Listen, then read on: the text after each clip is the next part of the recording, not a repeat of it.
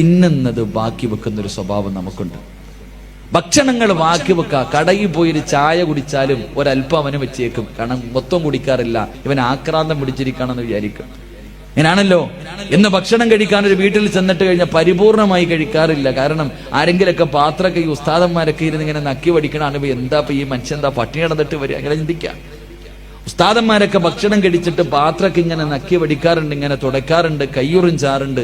ഇതൊക്കെ കാണുമ്പോൾ അവർ വിചാരിക്കും ഇയാള് പട്ടിണി നടന്നിട്ട് വരിക. എന്നല്ല എന്റെ പ്രിയമുള്ള സഹോദരങ്ങളെ, ഭക്ഷണം ബാക്കി വെക്കരുത്, ശാപം കിട്ടും. അള്ളാഹു നമ്മളെ കാക്കുമാറാകട്ടെ. എന്റെ പ്രിയമുള്ള സഹോദരങ്ങളെ, വീട്ടിൽ വിരുന്നുകാർ വരുമ്പോഴാണ് ഏറ്റവും കൂടുതൽ ബുദ്ധിമുട്ടിക്കുന്നത്. വീട്ടിൽ വിരുന്നുകാർ വന്നാൽ ഭക്ഷണം വിളമ്പി കൊടുക്കാൻ പാടില്ല. ഏറ്റവും നല്ലത് ഭക്ഷണം വിളമ്പി കൊടുക്കരുത്. വിളമ്പി കൊടുത്താ എല്ലാം കൂടെ എടുത്ത് ആ മനുഷ്യന്റെ പാത്രത്തിൽ ഇട്ടിട്ട് അയാളെ ബുദ്ധിമുട്ടിക്കും. തിന്നാൻ പറ്റുമോ? എല്ലാം കൂടെ വാരിയിടും. നമ്മൾ വിളമ്പി വാരിയിട്ട് കഴിഞ്ഞാൽ ഒന്നി ആ മനുഷ്യനെ ബുദ്ധിമുട്ടിക്കും, അല്ലെങ്കിൽ പിന്നെ പടച്ചവൻ എന്തോ ഇങ്ങനെ കൈ വറച്ചിട്ടാ വിളമ്പണത്, ഇത്തിരി ഇടത്തുള്ളൂ. അപ്പൊ അയാൾ വിചാരിക്കും എന്താ മനുഷ്യൻ ഇങ്ങനെ അണിക്കണേ. സത്യത്തിൽ വീട്ടിൽ വിരുന്നുകാർ വന്നാൽ ഭക്ഷണം എടുത്തു വെക്കണം. ഭക്ഷണം എടുത്തു വെക്കണം. ആ മനുഷ്യനെ കൊണ്ടുവന്ന് ഡൈനിങ് ടേബിളിന്റെ മുന്നിൽ ഇരുത്തിയിട്ട് പറയണം, ഇത് നിന്റെ വീട്, നിനക്ക് ഇഷ്ടമുള്ളത് എടുത്ത് തിന്നോ. അള്ളാഹു ഈമാൻ നൽകുമാറാകട്ടെ. അതാണ് സന്തോഷം. ഇത് നിന്റെ ഭവനം, നീ ആവശ്യമുള്ള നീ എടുത്ത് തിന്നെ, ഒരു കുഴപ്പമില്ല. അങ്ങനെ അപ്പൊ ബുദ്ധിമുട്ടിക്കലാകില്ല, ഭക്ഷണം ബാക്കി കളയൂല. അള്ളാഹു നമുക്ക് ഈമാൻ നൽകി അനുഗ്രഹിക്കുമാറാകട്ടെ. മൂന്നാമത്തെ കാര്യം, എന്റെ പ്രിയമുള്ള സഹോദരങ്ങളെ, തിന്നുന്ന പാത്രത്തിനകത്ത് തന്നെ വേസ്റ്റ് വെക്കുന്നവരാ നമ്മൾ. അള്ളാഹു കാക്കുമാറാകട്ടെ. തിന്നുന്ന പാത്രം എത്ര വലിയ VIP ആണെങ്കിലും നോക്കിക്കേ, പടച്ചവൻ എങ്ങനെ കേട്ട് തിന്നാ എല്ല് സൈഡിൽ കാണും. പാത്രത്തിന്റെ ഒരു സൈഡിൽ എല്ല്, ഇപ്പുറത്തെ സൈഡിൽ മീന്, ഇപ്പുറത്തെ കരിയാപ്പല, ഇത്രയും മുളക്, എല്ലാം ചുറ്റുഭാഗത്ത്. എന്റെ പ്രിയമുള്ള സഹോദരങ്ങളെ, ഞാനിത് ആരോടാ പറയേണ്ടത്? നടന്നു തിന്നുന്ന ആൾക്കാരോടാ, നിന്ന് തിന്നുന്ന ആൾക്കാരോട് ഇത് പറയും. ഇന്ന് കല്യാണത്തിലൊക്കെ പോയി കഴിഞ്ഞാൽ അവനവന്റെ ഇഷ്ടത്തിന് വിളമ്പിക്കോണം, നിന്ന് തിന്നോണം. തിന്നോ, കുഴപ്പമൊന്നുമില്ല. നിന്ന് തിന്നണമെങ്കിൽ തിന്നാം, നിന്ന് കുടിക്കണമെങ്കിൽ കുടിക്കാം.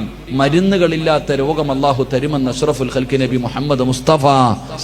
മരുന്നുണ്ടാകില്ല പെങ്ങളെ, മരുന്നുണ്ടാകില്ല. രാവിലെ നിന്റെ വീട്ടില് ഓട്ട മത്സരവാ, ഉമ്മായി മോനും കൂടെ. രാവിലെ 8 മണിയായി മക്കളെ സ്കൂളിൽ വിടാ, നിന്നല്ല തിന്നുന്നത്, ഓടിയിട്ട് അതിനെ. അള്ളാഹു പടച്ചവനെ ഓടിക്കോ.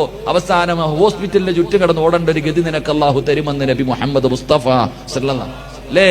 രാവിലെ വീട്ടിൽ നോക്കണം, ഓടിച്ചിട്ടാ. എന്തേ നിന്റെ മക്കളെ പിടിച്ച് ഇരുത്തിയിട്ട് കൊടുക്കാറില്ല? നിന്റെ മക്കളെ പിടിച്ചിരുത്താൻ നിനക്കല്പം നേരത്തെ എഴുന്നേറ്റാൽ എന്ത് സംഭവിക്കാം? എന്റെ പ്രിയപ്പെട്ടവർ, അവസാനം മക്കൾ കിടന്ന് കരയുന്നത് കാണേണ്ടി വരും. അള്ളാഹു കാക്കുമാറാകട്ടെ. എന്റെ പ്രിയമുള്ള സഹോദരങ്ങൾ, അതുകൊണ്ട് തിന്നുന്ന പാത്രത്തിൽ വേസ്റ്റ് വെക്കരുത്, അത് താഴെ വെക്കണം. ഡൈനിങ് ടേബിളിന്റെ മുകളിൽ വെക്ക്, അല്ലെങ്കിൽ വേസ്റ്റ് വെക്കുന്ന പാത്രത്തിനകത്ത് തിന്നുന്ന പാത്രത്തിൽ വെക്കരുത്. അതൊരു ജീവിയുടെ സ്വഭാവമാ. വേസ്റ്റിന്റെ നടുക്ക് നിന്ന് തിന്നുന്നത് കണ്ടിട്ടുണ്ട് നമ്മളൊക്കെ. ഞാനിത് പറയുന്നില്ല, അള്ളാഹു കാക്കുമാറാകട്ടെ. എന്റെ പ്രിയമുള്ളവരെ, മറ്റ് ചിലര് കയ്യിൽ വെച്ചിട്ടേ തിന്നത്തുള്ളൂ. ചിലർക്ക് ഭക്ഷണം ഡൈനിങ് ടേബിൾ ഒന്നും പോരാ, കൈയുടെ മുകളിൽ വെച്ചിട്ട്, ഇല്ലെങ്കിൽ മടി വെച്ചിട്ട്, അങ്ങനെയും തിന്നാൻ പാടില്ല. ശരീരത്തിൽ വെച്ചിട്ട് ഭക്ഷണം കഴിക്കുന്നവന് ദാരിദ്ര്യമുണ്ടാകും. അള്ളാഹു നമ്മളെ കാക്കുമാറാകട്ടെ.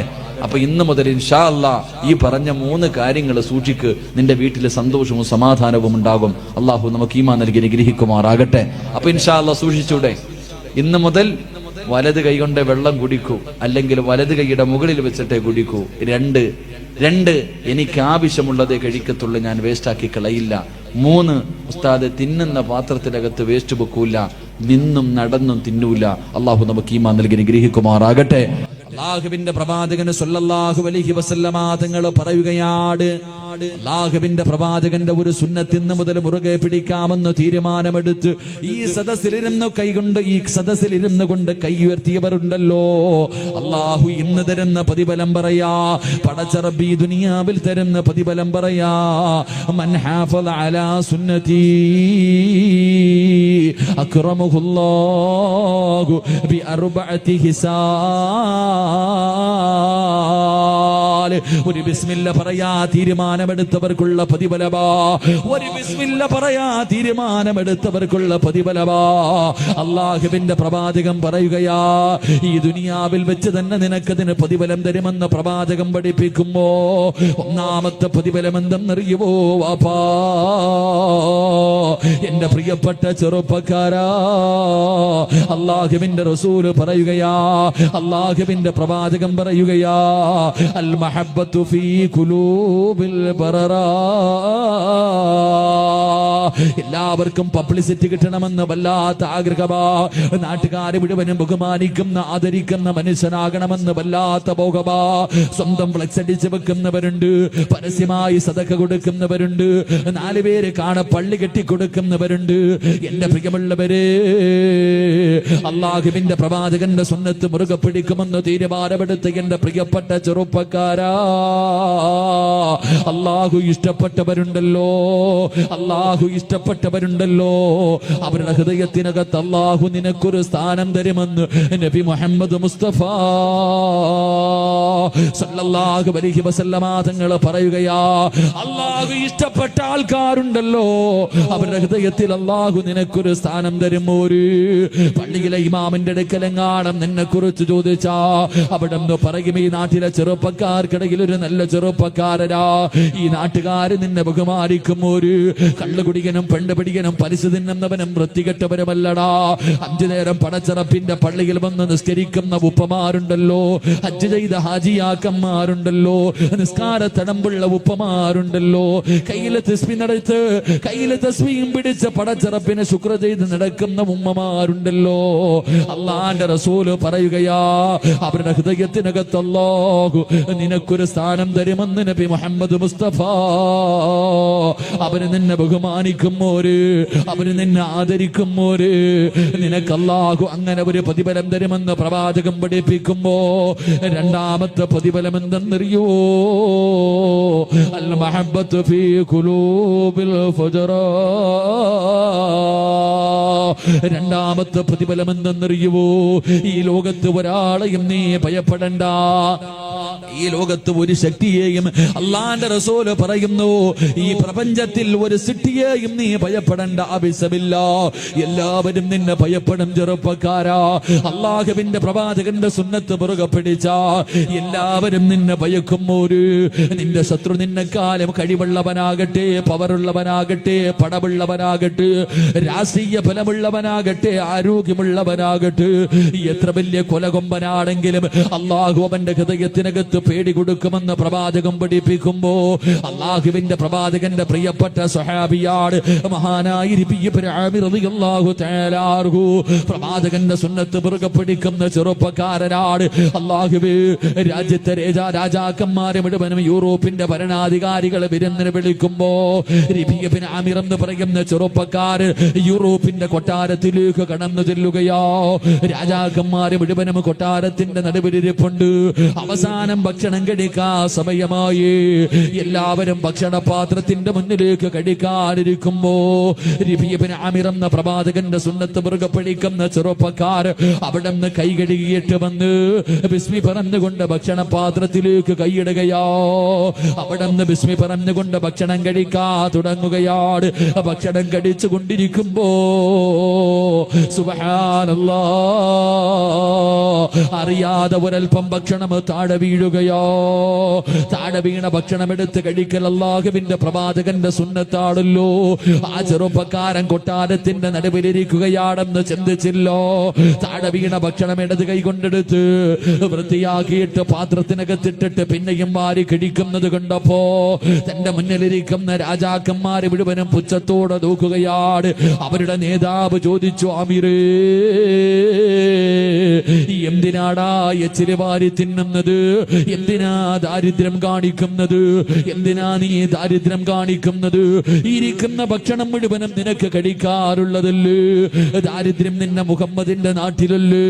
അവരെല്ലാവരും കൂടെ അള്ളാഹുവിന്റെ പ്രവാചകന്റെ സുന്നത്തിനെ പരിഹസിച്ചപ്പോ, കളിയാക്കിയപ്പോ ഇബ്നു ആമിർ എന്ന് പറയുന്ന ചെറുപ്പക്കാരെ ചാടിയിടിട്ട് തന്റെ പുറകിൽ കിടന്ന വാള് വലിച്ചൂരിയിട്ട് യൂറോപ്പിന്റെ ഭരണാധികാരിയുടെ നടുവിലെ കൊട്ടാരത്തിന്റെ മധ്യഭാഗത്തിരുന്ന് അവിടുത്തെ രാജാവിന്റെ മുഖത്ത് ചൂണ്ടിയിട്ട്, എടാ പമ്പര വിട്ടി, നിനക്കൊക്കെ വേണ്ടി, ഈ വിട്ടികൾക്ക് വേണ്ടി എന്റെ റസൂലുള്ളാന്റെ സുന്നത്ത് കളയാൻ എന്നെ കിട്ടില്ലടോ.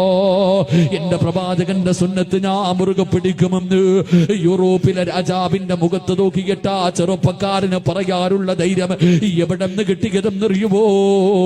അള്ളാന്റെ റസൂലാ പറഞ്ഞത്, എന്റെ സുന്നത്ത് മുറുകെ പിടിച്ചാൽ ഈ ലോകത്തൊരു വസ്തുവിനെയും അവഭയപ്പെടണ്ട, അത് മുഴുവനും അല്ലാഹുവേ അവനെ ഭയപ്പെടുമെന്ന് പ്രവാചകം പഠിപ്പിക്കുമ്പോ അല്ലാഹുവിന്റെ റസൂലിന്റെ സ്വഹാബിയാണ് മഹാനായ സഈദ് ഇബ്നു ജുബൈർ റളിയല്ലാഹു തആല അൻഹു. പ്രവാചകന്റെ സുന്നത്ത് മുറുകെ പിടിക്കുന്ന ചെറുപ്പക്കാരനോ ഹജ്ജാജ് എന്ന് പറയുന്ന ക്രൂരനായ ഭരണാധികാരി സഈദ് ഇബ്നു ജുബൈർ റളിയല്ലാഹു തആല അൻഹു അവിടുന്ന് കൈകാലുകൾ കെട്ടിയിട്ട് കൊല്ലുന്നതിന് വേണ്ടി കൊണ്ടുവന്ന് കടത്തിയിരിക്കുകയോ. സഈദ് ഇബ്നു ജുബൈർ റളിയല്ലാഹു തആല അൻഹുവിന്റെ തല എനിക്ക് വെട്ടണമെന്ന് പറഞ്ഞു ഹജ്ജാജ് എന്ന് പറയുന്ന ക്രൂരനായ ഭരണാധികാരി അല്ലാഹുവേ ഇവനെ എനിക്ക് കൊല്ലണമെന്ന് പറഞ്ഞിട്ട് വാളെടുത്തിട്ട് വെട്ടുന്നതിന് വേണ്ടി മുകളിലേക്ക് ഉയർത്തുമ്പോ ഹജ്ജാജ് എന്ന് പറയുന്ന ക്രൂരനായ ഭരണാധികാരിയോട് സഈദ് ഇബ്നു ജുബൈർ എന്ന് പറയുന്ന ചെറുപ്പക്കാരൻ അവിടുന്ന് വിളിച്ചു, ഹജ്ജാജേ എന്നെ കൊല്ലാ പോവുകയാണോ? കിബിലയുടെ ഭാഗത്തേക്ക് തലതിരിച്ച് വെച്ചിട്ട് വജ്ഹതു വജ്ഹിയ ലില്ലദീ ഫതറ സമാവാതി വൽ അർദ്. കിബിലയുടെ ഭാഗത്തേക്ക് മുഖമങ്ങോട്ട് തിരിച്ചു വെച്ചിട്ട് വെട്ടാ പോകുന്ന ഹജ്ജാജിനോട് ചിരിക്കുന്ന മുഖത്തോടെ പറഞ്ഞു, ഹജ്ജാജ് എടാ എന്റെ ജീവിതം അല്ലാഹുള്ളതാ, എന്റെ ആയുസ് പടച്ചറപ്പിനുള്ളതാടാ, എന്നെ കൊന്നാലും എനിക്കൊന്നുമില്ലടോ. ഹജ്ജാജ് പറഞ്ഞു, അങ്ങനെ കിബിലയുടെ ഭാഗത്തേക്ക് കിടന്ന് നീ ചാകണ്ടടോ. തല പിടിച്ച് തിരിച്ചിടുകയാണ്. എന്നിട്ട് വെട്ടുന്നതിന് വേണ്ടി വാടുയർത്തുമ്പോ അപ്പോഴും വിളിച്ചു, ഹജ്ജാജേ വലില്ലാഹിൽ മശ്രിഖ് വൽ മഗ്രിബ്, കിഴക്കും പടിഞ്ഞാറും അല്ലാഹുള്ളതാടാ, എങ്ങോട്ടിട്ട് വെട്ടിയാലും എനിക്കൊന്നുമില്ലടാ. തല പിടിച്ച് മണ്ണിലേക്ക് താഴ്ത്തി വെച്ചു. പിന്നടിയിൽ വെട്ടുന്നതിന് വേണ്ടി വാട് മുകളിലേക്ക് ഉയർത്തുമ്പോ അപ്പോഴും വിളിച്ചു, ഹജ്ജാജേ മണ്ണിലേക്ക് മുഖം താഴ്ത്തി വെച്ചിട്ട് എന്നെ വെട്ടിക്കൊന്നാൽ എനിക്കൊന്നുമില്ലടാ. മിൻഹാ ഖലഖനാകും വഫീഹാ നുഈദുകും വമിൻഹാ നുഖ്രിജുകും താറത്തൻ നുഖ്റാ. പടച്ചറപ്പെന്നെ മണ്ണിൽ നിന്നാടാ സൃഷ്ടിച്ചത്, ആ മണ്ണിലേക്ക് തന്നെയാണ് മടക്കുന്നത്. അവിടെ നിന്ന് വിളിച്ചു പറയുമ്പോ ഹജ്ജാജിന് വല്ലാത്ത ദേഷ്യം വന്നു. അവസാനം പിടിച്ച് മലർത്തി കിടത്തിയിട്ട് അതാ തന്റെ കഴുത്തിന് വെട്ടുന്നതിന് വേണ്ടി വാട് മുകളിലേക്ക് ഉയർത്തുമ്പോ അപ്പോഴും ചിരിച്ചുകൊണ്ട് വിളിച്ചു, ഹജ്ജാജേ ഫഅൈനമാ തുവല്ലൂ ഫസമ്മ വജ്ഹുല്ലാഹ്. എങ്ങനെ ഇട്ട് വെട്ടിക്കൊന്നാലും എനിക്കൊന്നുമില്ലടോ. ഇത് പറയാറുള്ള തന്നെ വെട്ടാ പോകുന്നവന്റെ മുഖത്ത് നോക്കി കെട്ടിച്ചിരിക്കുന്ന മുഖത്തോട് പേടിയില്ലാതെ പറയാറുള്ള ധൈര്യം എവിടെ നിന്ന് കിട്ടിയതെന്നറിയുവോ? അല്ലാഹുവിന്റെ റസൂലാ പറഞ്ഞത് എന്റെ സുന്നത്ത് മുറുകെ പിടിച്ചാൽ സർവചരാചരങ്ങളും അവനെ ഭയപ്പെടുമെന്ന് നബി മുഹമ്മദ് മുസ്തഫ സല്ലല്ലാഹു അലൈഹി വസല്ലമ തങ്ങൾ പറയുമ്പോ കയ്യുയർത്തിയ ഉപ്പ, കയ്യുയർത്തിയ പെങ്ങള്, പടച്ചറപ്പ് നിനക്ക് തരുന്ന മൂന്നാമത്തെ പ്രതിഫലം എന്തെന്നറിയോ? ഒരുത്തന്റെ മുന്നിലും നിനക്ക് കൈനീട്ടേണ്ട ഗതി അല്ലാഹു തരില്ല. വെള്ളിയാഴ്ച പള്ളിയുടെ മുന്നിൽ പോയി പടച്ചവരെ യാചിക്കുന്ന ഒരവസ്ഥയുണ്ടല്ലോ, പിരിവെടുക്കുന്ന ഒരവസ്ഥയുണ്ടല്ലോ.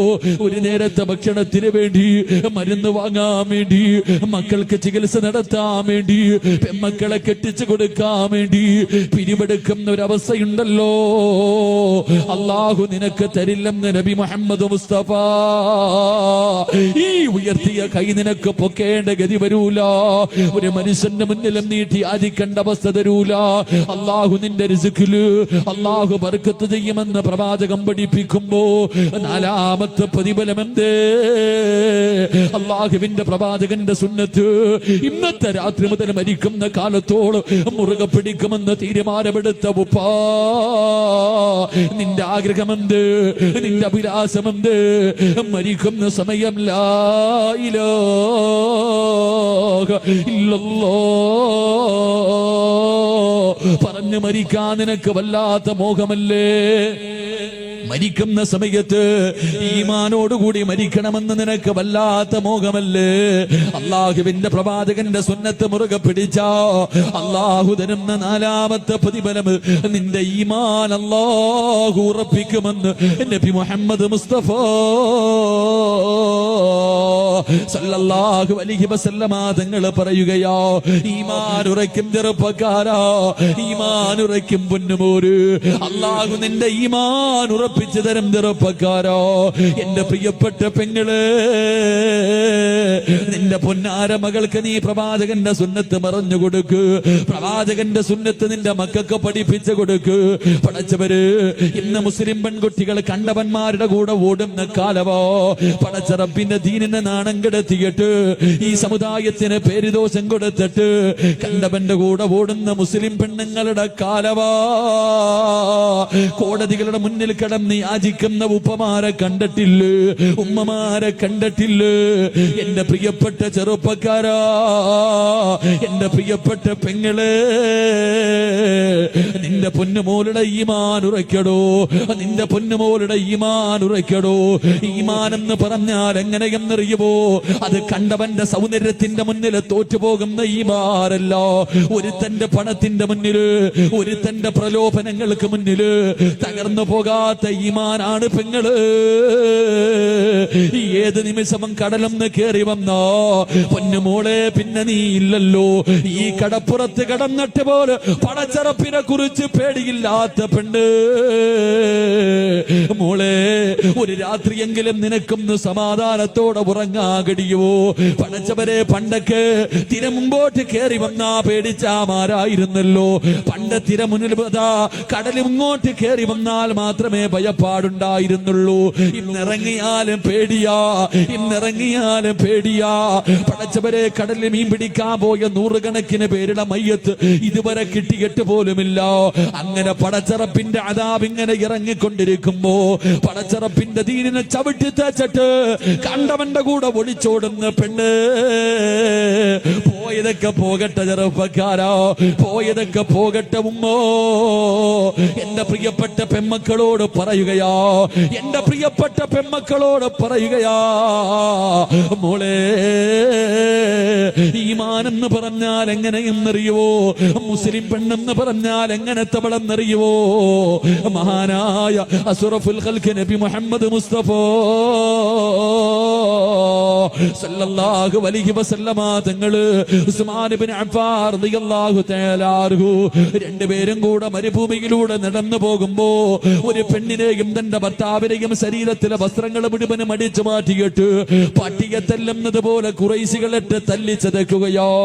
തന്റെ പൊന്നാര മകൻ മുമ്പിൽ നിൽപ്പുണ്ട്, ശരീരത്തിലെ വസ്ത്രങ്ങൾ മുഴുവൻ അടിച്ചു മാറ്റി പടുത്തു കിടക്കുന്ന മലരാരുണ്യത്തിലിട്ട് തല്ലിച്ചതയ്ക്കുകയാണ്. ചെയ്ത തെറ്റെന്നറിയുവോ? അവർ അല്ലാഹുവിന്റെ ദീനിലേക്ക് കടന്നു വന്നത് കൊണ്ടോ. സുമയ്യ ബീബി റളിയല്ലാഹു തആല അൻഹ തന്റെ പ്രിയപ്പെട്ട ഭർത്താവ് അമ്മാർ യാസിർ പടച്ചവരെ ഈ കുടുംബത്തെ മുഴുവനും തല്ലിച്ചതയ്ക്കുകയാണ്. എന്ത് ചെയ്തിട്ടും അവർ ഇസ്ലാമിൽ നിന്ന് മടങ്ങി വരാതെ വന്നപ്പോ എന്തേ ചെയ്തതെന്നറിയുവോ? സുമയ്യ ബീബി റളിയല്ലാഹു തആല അൻഹയുടെ കണ്ണിന് മുന്നിൽ തന്റെ പ്രിയപ്പെട്ട ഭർത്താവിന്റെ കൈകാലുകൾ കെട്ടുകയാണ്. എന്നിട്ട് തലകീടോ കത്തിക്കൊണ്ടിരിക്കുന്ന ഒരു തീക്കകത്തേക്ക് ഇറക്കി നിർത്തുകയോ. ഒരു പച്ച മനുഷ്യര് ആടിക്കത്തുന്ന തീക്കകത്തിങ്ങനെ അതാ തലകീഴായി കെട്ടി നിർത്തിയിരിക്കുകയാണ്. പടച്ചവരെ, അവിടെ നിന്ന് പച്ച ഇറച്ചി കത്തുകയാ. മുഖത്തുകൂടെ തലയിലെ മുടിയിലൂടെ പടച്ചവരെ തീ ഇങ്ങനെ പതാ ശരീരം മുഴുവനും ഇങ്ങനെ പടരുകയാണ്. മരണപ്രാളത്തിൽ കിടന്ന് കരയുകയോ. സുമയ്യ ബീബി റളിയല്ലാഹു തആല അൻഹ തന്റെ പ്രിയപ്പെട്ട ഭർത്താവ് റബ്ബേ തീക്കകത്ത് കിടന്ന് മരണപ്രാളത്തിൽ കരയുമ്പോ സഹിക്കാൻ കഴിയാതെ ഓടി വന്നിട്ട് തന്റെ പ്രിയപ്പെട്ട പ്രിയപ്പെട്ട ഭർത്താവിനെ തീയിൽ നിന്ന് വെളിയിലേക്ക് തള്ളിയിടുകയാ. മണ്ണിൽ കിടന്ന് ഉരുളുകയാണ്. ശരീരത്തിലെ തീ മുഴുവനും അണഞ്ഞു. പടച്ചറപ്പേ, ഈ എല്ലുകൾ വെളിയിൽ കാടുകയോ, ഈ എല്ലുകൾ വെളിയിൽ കാടുകയോ. മരണത്തോട് മല്ലടിച്ചു കൊണ്ടിരിക്കുമ്പോ അള്ളാന്റെ റസൂല് കിടന്നു വരികയാണ്. ആ സമയത്ത് ഈ ചെറുപ്പക്കാരൻ അവിടെന്ന് ചോദിച്ചു, യാ റസൂലല്ലാ, അള്ളാന്റെ നബിയേ, ജീവിതത്തിന്റെ അവസാനം വരെ ഇങ്ങനെയാണോ നബിയേ? അള്ളാഹുവിന്റെ പ്രവാചകൻ അവിടെന്ന് പറഞ്ഞു, സുമയ്യാ, നീയും നിന്റെ കുടുംബവും സ്വർഗത്തിലാ സുബയ്യാ. തോറ്റുകൊടുക്കല്ലേ സുബയ്യാ. അള്ളാന്റെ ദീനിനെ വലിച്ചെറിയല്ലേ. പ്രവാചകന് സ്വർഗത്തിലാണെന്ന് പറയേണ്ട താമസമുണ്ടല്ലോ. സുമയ്യാ ബീബി റളിയല്ലാഹു തആല മരണത്തോട് മല്ലടിച്ചു കൊണ്ടിരിക്കുന്ന പ്രിയപ്പെട്ട ഭർത്താവിനോട് അവിടെന്ന് വിളിച്ച് പറഞ്ഞതെന്തെന്നറിയോ? ഇവന്മാര് നമ്മളെ കൊന്നാൽ, ഇവരെന്തൊക്കെ ദ്രോഹം ചെയ്താൽ പടച്ചറപ്പിന്റെ ദീനിനെ വലിച്ചെറിയല്ലേ. നമ്മളൊക്കെ മുസ്ലിമീകളോ, നമ്മള് സ്വർഗത്തിലോ. അല്ലാഹു വഹദ്, അല്ലാഹു വഹദ്, അല്ലാഹു വഹദ്. മരണത്തോട് മല്ലടിക്കുന്ന പ്രിയപ്പെട്ട ഭർത്താവിനെ വിളിച്ച് പറഞ്ഞു കൊടുക്കുമ്പോ ധൈര്യം ഇങ്ങനെ കൊടുക്കുന്നത് കണ്ടപ്പോ അബൂജഹലിന് സഹിക്കാൻ കഴിഞ്ഞില്ല. ഒരു പഠിപ്പിച്ച കമ്പിയെടുത്തിട്ട് സുമയ്യാ ബീവിയുടെ നട്ടെല്ലിന്റെ ഭാഗത്തുകൂടെ അവിടെ നിന്ന് കുത്തിയിറക്കുകയാണ്. വയറ് തുളച്ചിട്ട് കമ്പി വെളിയിൽ വന്നു. അബൂജഹല് സുമയ്യാനെ ചവിട്ടി തറയിലേക്ക് ഇടുകയാണ്. അല്ലാഹുവേ, മരണത്തോട് മല്ലടിക്കുമ്പോഴും സുമയ്യ വിളിച്ചു പറഞ്ഞു, അല്ലാഹു വഹദ്. ആ കിടപ്പിലും കിടന്ന് പറഞ്ഞു, അല്ലാഹു വഹദ്. അബൂജഹല് കഴുത്തിലെ കേട്ട് അതാ തന്റെ കാലെടുത്ത് ചവിട്ടുകയാണ്. സുമയ്യാ ബീവിയുടെ തല മണ്ണിനകത്തേക്ക് ചവിട്ടി താഴ്ത്തുകയോ. അപ്പഴും വിളിച്ചു പറഞ്ഞു, അല്ലാഹു വഹദ്, അല്ലാഹു വഹദ്. അബൂജഹലിനെ സഹിച്ചില്ല. പിടിച്ചു മലർത്തി കിടത്തിയിട്ട് ഒരു പഠിപ്പിച്ച കമ്പിയെടുത്തിട്ട് സുമയ്യാ ബീവിയുടെ ഗുഹ്യഭാഗത്തേക്ക് കുത്തിയിറക്കുകയാ. എന്നിട്ട് പച്ചയിറച്ചി വലിച്ചെടുക്കുമ്പോഴും സുമയ്യ വിളിച്ചു പറഞ്ഞു, അല്ലാഹു വഹദ്. ഈമാൻ എന്ന് പറഞ്ഞാലെങ്ങനോ, ഈമാൻ എന്ന് പറഞ്ഞാലെങ്ങനോ. ഇതുപോലെ ഒരു ഈമാവേടോ, ഇതുപോലെ ഒരു ഈമാവേടോ. അള്ളാന്റെ റസൂലിന്റെ സുന്നത്ത് മുറുകെ പിടിച്ചാൽ ആ മനുഷ്യന്റെ ഈമാൻ അള്ളാഹു ഉറപ്പിച്ചു കൊടുക്കുമെന്ന് നബി മുഹമ്മദ് മുസ്തഫ. നബി മുഹമ്മദ് മുസ്തഫ. അള്ളാഹു ഈമാൻ ഉറപ്പിച്ചു തരുമാറാകട്ടെ. അള്ളാഹു ഈമാൻ ഉറപ്പിച്ചു തരുമാറാകട്ടെ. ഉറക്കപ്പറ, അള്ളാഹു ഈമാൻ ഉറപ്പിച്ചു തരുമാറാകട്ടെ. പെൺമക്കൾക്ക് പറഞ്ഞു കൊടുക്ക്, പെൺമക്കൾക്ക് അള്ളാന്റെ റസൂലിന്റെ സുന്നത്ത് പറഞ്ഞു കൊടുക്ക്. അപ്പം മക്കൾ അനുസരിക്കും. പിന്നെ യവൻ വന്ന് വിളിച്ചാലും നിന്റെ മക്കൾ ഓടൂല. അള്ളാഹു നമുക്ക് ഈമാൻ നൽകി അനുഗ്രഹിക്കുമാറാകട്ടെ. മക്കളെ കുറ്റപ്പെടുത്തിയിട്ട് കാര്യമില്ലല്ലോ, മക്കളെ കുറ്റപ്പെടുത്തിയിട്ട് കാര്യമില്ല. ഞാൻ പെൺകുട്ടികളെ ഒന്നും കുറ്റപ്പെടുത്തൂല. പെൺകുട്ടികളെ ഒളിച്ചോടിപ്പോയി 5 എണ്ണം പോയെങ്കിൽ പോട്ടെ, 5 എണ്ണം അല്ല 50 എണ്ണം പോയാലും നമുക്ക് ഇവിടെ എന്താ, പോകേണ്ടവരൊക്കെ പോകട്ടെ. അള്ളാഹു ഈമാൻ നൽകി അനുഗ്രഹിക്കുമാറാകട്ടെ. അള്ളാഹു ഈമാൻ നൽകി അനുഗ്രഹിക്കുമാറാകട്ടെ. എന്റെ പ്രിയമുള്ള സഹോദരങ്ങളെ, മക്കള് നശിക്കാനുള്ള ഒന്നാമത്തെ കാരണം മാതാപിതാക്കൾ തന്നെ. ഉമ്മയുടെ മടിത്തട്ടാണ് ഏറ്റവും, അള്ളാഹുവിന്റെ പ്രവാചകൻ പറഞ്ഞു, ഉമ്മയുടെ മടിത്തട്ടാണ് ആദ്യത്തെ മദ്രസ എന്ന് നബി മുഹമ്മദ് മുസ്തഫ. ഉമ്മ നിന്നെ കണ്ടാ നിന്റെ മോള് പഠിച്ചത്, പിന്നെ പറഞ്ഞിട്ട് കാര്യമില്ലല്ലോ. നിനക്ക് നിന്റെ മക്കളെ സ്നേഹിക്കാനോ സംസാരിക്കാനോ സമയമില്ല അല്ലേ? എന്റെ പ്രിയപ്പെട്ട സഹോദരങ്ങളെ, നമ്മളെ കണ്ടാണ് നമ്മുടെ മക്കൾ വളരുന്നത്. നമ്മൾ നിസ്സാരമായി ഒരു നല്ല കുട്ടിയെ കിട്ടണമെങ്കിൽ നല്ലതുപോലെ കഷ്ടപ്പെട്ടാൽ മാത്രമേ സാലിഹായ മക്കളെ കിട്ടൂ. അള്ളാഹു സാലിഹായ മക്കളെ നൽകി അനുഗ്രഹിക്കുമാറാകട്ടെ. വെറുതെ കിട്ടൂല. നമ്മുടെ ഓരോ പ്രവർത്തനവും നമ്മുടെ മക്കള്, വീട്ടില് ചെറിയ കുട്ടികളുണ്ടെങ്കിൽ, പ്രായപൂർത്തിയാകാത്ത കൊച്ചു കുട്ടികൾ വീട്ടിലുണ്ടെങ്കിൽ ഒരുപാട് ശ്രദ്ധിക്കണം. പ്രായപൂർത്തിയാകാത്ത ചെറിയ കുട്ടികൾ നമ്മുടെ വീട്ടിലുണ്ടെങ്കിൽ ഒരുപാട് ശ്രദ്ധിക്കണം. അള്ളാഹു ഈമാൻ നൽകി അനുഗ്രഹിക്കുമാറാകട്ടെ. അതുകൊണ്ട് പ്രവാചകൻ സല്ലല്ലാഹു അലൈഹി വസല്ലമ തങ്ങൾ പറഞ്ഞു, ജന്നാത്തുൽ ഫിർദൗസ് എന്ന് പറയുന്ന സ്വർഗത്തിന്റെ 2ാമത്തെ അവകാശി അത് പ്രവാചകന്റെ സുന്നത്ത് മുറുകെ പിടിക്കുന്നവനാണെന്ന് നബി മുഹമ്മദ് മുസ്തഫ. നബി മുഹമ്മദ് മുസ്തഫ. അള്ളാഹു നമുക്ക് ഈമാൻ നൽകി അനുഗ്രഹിക്കുമാറാകട്ടെ. ആൾക്കാർ എഴുന്നേറ്റ് തുടങ്ങി. 11 മണി ആയതുകൊണ്ടായിരിക്കും. ഇൻഷാ അല്ലാഹ് നിങ്ങൾ ഇരിക്കുമെങ്കിൽ ഒരു 15 മിനിറ്റും കൂടെ, ഇല്ലെങ്കിൽ പറയാം. എന്ത് വേണം? ഒരെണ്ണം കൂടെ പറയണമെന്ന് എനിക്ക് ആഗ്രഹമുണ്ട്. വയ്യാതെ വന്നതല്ലേ, നിങ്ങൾ ഇരിക്കുമെങ്കിൽ ഞാൻ പറയാം, ഇല്ലെങ്കിൽ ദുആ ചെയ്യാം. എന്ത് വേണം? നിങ്ങൾ പറ. വേണോ? ഒരെണ്ണം കൂടെ പറയാ. ഇരിക്കുവോ? താല്പര്യമുള്ളവർ കൈപൊക്ക്. പോകേണ്ടവരൊക്കെ പോകട്ടെ. ബക്കറ്റ് എടുക്കുന്നതിന് മുമ്പ് ഓടുക. ഓടേണ്ടവരൊക്കെ ഓടട്ടെ. അസ്രായിൽ വരുമ്പോ ഓടാൻ പറ്റൂലല്ലോ. പറ്റുമോ? അസ്രായിൽ വരുമ്പോ ഓടാൻ പറ്റുമോ? ധൈര്യം ഉണ്ടെങ്കിൽ ഓടി നോക്കണം കേട്ടാ. ഇൻഷാ അല്ലാഹ്. അല്ലാഹു ഈമാൻ നൽകുമാറാകട്ടെ. മൂന്നാമത്തെ കാര്യം, ജന്നാത്തുൽ ഫിർദൗസ് എന്ന് പറയുന്ന സ്വർഗം വേണമെങ്കിൽ മൂന്നാമത്തെ കാര്യം, തന്റെ മാതാപിതാക്കളെ സ്നേഹിക്കുന്ന മക്കൾക്ക് ഫിർദൗസ് ഉണ്ടെന്ന് നബി മുഹമ്മദ് മുസ്തഫ. മാതാപിതാക്കളെ സ്നേഹിക്കുന്ന മക്കൾക്ക് അൽഹംദുലില്ലാഹ് ഫിർദൗസ് എന്ന സ്വർഗം അല്ലാഹു നൽകുമാറാകട്ടെ. ഉമ്മാനെയും വാപ്പാനെയും സ്നേഹിക്കുന്ന മക്കൾ. പടച്ചോനെ, ഇന്ന് ആർക്കാ ഉമ്മാനെ ഉപ്പാനെ സ്നേഹമുള്ള? ഇന്ന് ഉമ്മായി ഉപ്പായ സ്നേഹമുള്ള എത്ര മക്കളുണ്ട്? മാതാപിതാക്കളെ ബഹുമാനിക്കുന്ന, സ്നേഹിക്കുന്ന. ഇന്ന് രോഗം പിടിച്ച് വീടിനകത്ത് കിടക്കുന്ന ഉമ്മാനോട് പറയും, കിളവി വല്ലതും തിന്നിട്ട് മിണ്ടാതെ ഇവിടെ കിടന്നോണം. ഉമ്മാനോടാ പറയണേ. ഉപ്പാനെ തല്ലുന്ന മക്കൾ, ഉമ്മാനെ തല്ലുന്ന മക്കൾ. ഉമ്മയാരെന്നറിയോ? ഉമ്മയുടെ കാൽച്ചുവട്ടിലാണ് സ്വർഗം കിടക്കുന്നത് എന്ന് നബി മുഹമ്മദ് മുസ്തഫ. ഉമ്മയുടെ കാൽച്ചുവട്ടിലാ മോനെ സ്വർഗം. പോയി നോക്ക്. എന്റെ ഉമ്മയുടെ കാൽച്ചുവട്ടിലാണ് സ്വർഗം കിടക്കുന്നത്. വാപ്പയുടെ സ്ഥാനം എന്തെന്നറിയോ? വാപ്പയ്ക്ക് സ്ഥാനമില്ല എന്നല്ല, വാപ്പ സ്വർഗത്തിന്റെ മധ്യ കവാടമാണെന്ന് നബി മുഹമ്മദ് മുസ്തഫ. വാപ്പയും ഉമ്മയും അവരെ വേദനിപ്പിച്ചാൽ, അവരുടെ മനസ്സ് വേദനിപ്പിച്ചാൽ, ഖസറത് ദുനിയ വൽ ആഖിറ, നിന്റെ ദുനിയാവും ആഖിറവും നഷ്ടപ്പെട്ടു പോകും. അല്ലാഹു കാക്കുമാറാകട്ടെ. എന്റെ പ്രിയമുള്ള സഹോദരങ്ങളെ, നമ്മുടെ മാതാപിതാക്കൾ, അവരുടെ മനസ്സ് വേദനിപ്പിക്കരുത്. ഏതൊരു കാരണവശാലും എന്തൊക്കെ വിഷയം സംഭവിച്ചാലും എന്റെ പ്രിയപ്പെട്ട പെങ്ങളോട് പറയും, കല്യാണം കഴിഞ്ഞാൽ പെണ്ണുങ്ങൾക്കൊരാഗ്രഹം, ഭർത്താവിന്റെ ഉമ്മാന് ഇഷ്ടമല്ല. എന്തെങ്കിലൊക്കെ പറഞ്ഞ് വഴക്കുണ്ടാക്കിയിട്ട് മകനെയും ഉമ്മാനെയും രണ്ട് തട്ടിലാക്കും. എന്തിനാ? അവളുടെ ഭർത്താവിനെ ഒറ്റയ്ക്ക് കിട്ടാൻ. എന്റെ പ്രിയപ്പെട്ട സഹോദരിമാരോട് പറയാ, നിന്റെ ഭർത്താവിന്റെ ഉമ്മാനെ നീ എപ്പോഴും ഉമ്മയായിട്ട് നിനക്ക് സ്വർഗം വേണമെങ്കിൽ നീ നിന്റെ ഭർത്താവിന്റെ ഉമ്മാനെ ഉമ്മയായിട്ട് കാണണം. കാരണം എന്റെ പ്രിയമുള്ള സഹോദരന്മാരോട് ഞാൻ പറയുന്നു, നിന്റെ ഭർത്താവിന്റെ ഉമ്മായുമായിട്ട് നിന്റെ ഭർത്താവിനെ നീ അകറ്റിയ നീ വിധവയായി പോകുമെന്ന് നബി മുഹമ്മദ് മുസ്തഫ സല്ലല്ലാഹു അലൈഹി വസല്ലം. ഭർത്താവിനെയും ഉമ്മാനെയും തമ്മിലടിപ്പിച്ചിട്ട് ഒറ്റയ്ക്ക് പോയി സുഖിക്കാമെന്ന് നീ വിചാരിച്ച യോഗമില്ല പെങ്ങളെ. സ്വന്തം ഉമ്മായും ബാപ്പായും വേദനിപ്പിക്കുന്നവന്റെ ആയുസ് അല്ലാഹു കുറയ്ക്കുമെന്ന് നബി മുഹമ്മദ് മുസ്തഫ. അല്ലാഹുവിന്റെ പ്രവാചകനാ പറഞ്ഞത്. അല്ലാഹുവിന്റെ പ്രവാചകന് സല്ലല്ലാഹു അലൈഹി വസല്ലമ തങ്ങൾ പറയുകയാണ്, മാതാപിതാക്കളുടെ മനസ്സ് വേദനിപ്പിക്കുന്നവന്റെ ആയുസ് അല്ലാഹു കുറച്ച് കളയുമെന്ന് പ്രവാചകൻ പഠിപ്പിക്കുമ്പോ, ഉമ്മാന്റെ മനസ്സ് വേദനിപ്പിക്കുന്ന മക്കളുണ്ട്.